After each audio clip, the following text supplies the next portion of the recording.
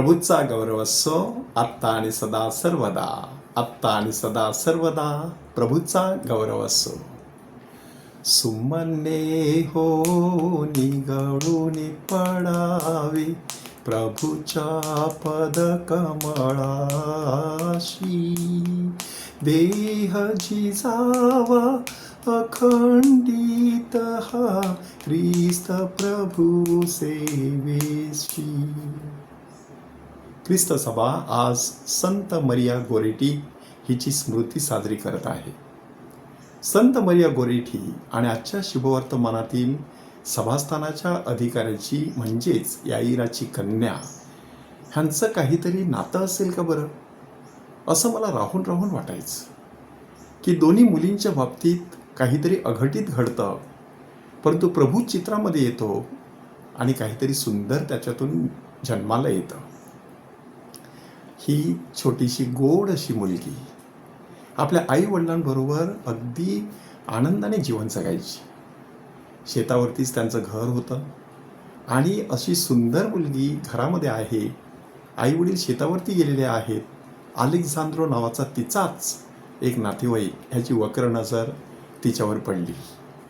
कितीतरी वेळेला त्याने तिला शरीर सुखासाठी जवळ घेण्याचा प्रयत्न केला, परंतु तिने सांगितलं, मला स्वर्गात जायचं आहे, हे माझं शरीर निष्कलंक ठेवायचं आहे. आपण हे पाप करू नये.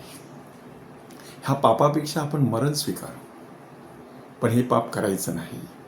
शेवटी अलेक्झांद्रो ह्याने तिच्यावरती 14 वार केले, तिच्यावरती अत्याचार केले. रक्ताच्या थारोळ्यात पडलेली ती सुंदर गोड गुलाबी अशी मुलगी, आई वडील तिला हॉस्पिटलमध्ये घेऊन गेले. प्रवाससुद्धा खडकाळ वाटेवरचा आणि ऑपरेशन केलं जात होतं. त्याही वेळेला कुठल्याही प्रकारे अनास्थॅटिक इंजेक्शनसुद्धा दिलं गेलं नाही.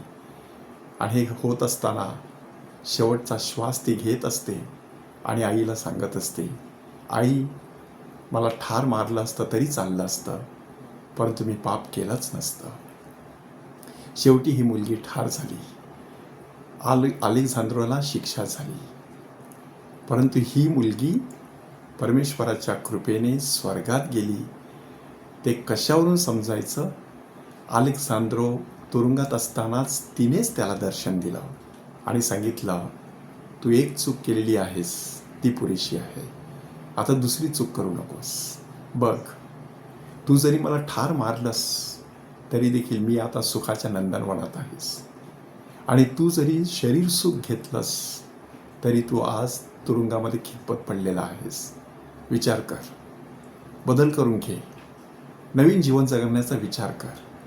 ह्या तुरुंगातून नुसता तात्विकदृष्ट्या बाहेर पडू नकोस, मनापासून बाहेर पड. सगळे तुरुंग ओलांडून जा. एका नवीन जीवनाला तू सुरुवात कर. बस, हीच माझी तुझ्याकडून मिळालेली बक्षिशी असणार आहे. आणि अलेक्झांद्रो पूर्णपणे बदलून गेला.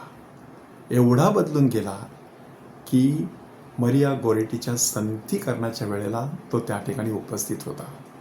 इतकंच नाही तर तिच्या संथी करण्याच्या वेळेला साक्षात तिचे आई वडील उपस्थित होते.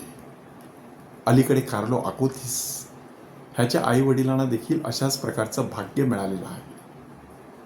आपल्या मुलांनी संत पदावरती पोहोचावं असं कोणत्या व्यक्तीला वाटत नाही.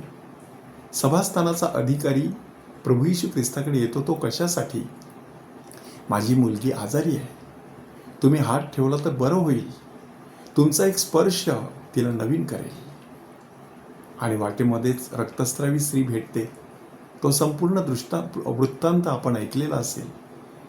कदाचित त्यामध्ये देखील वेळेचा खंडोबा झालेला असेल, बराच वेळ निघून गेलेला असेल, आणि तोपर्यंत सभास्थानाच्या घरची माणसं आली, मुलगी मरण पावली. आता गुरुजींना त्रास देऊ नका. परंतु गुरुजी ह्या माणसाला धीर देतात.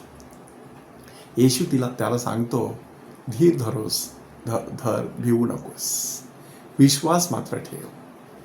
त्याच्या घरी गेल्यानंतर त्या मुलीला नवजीवन मिळतं.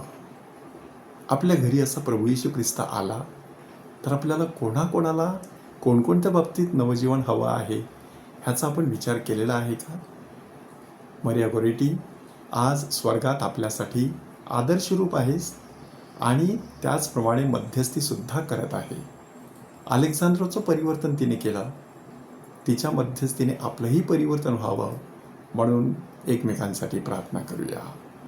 प्रभूचा गौरव असो आत्ता आणि सदा सर्वदा.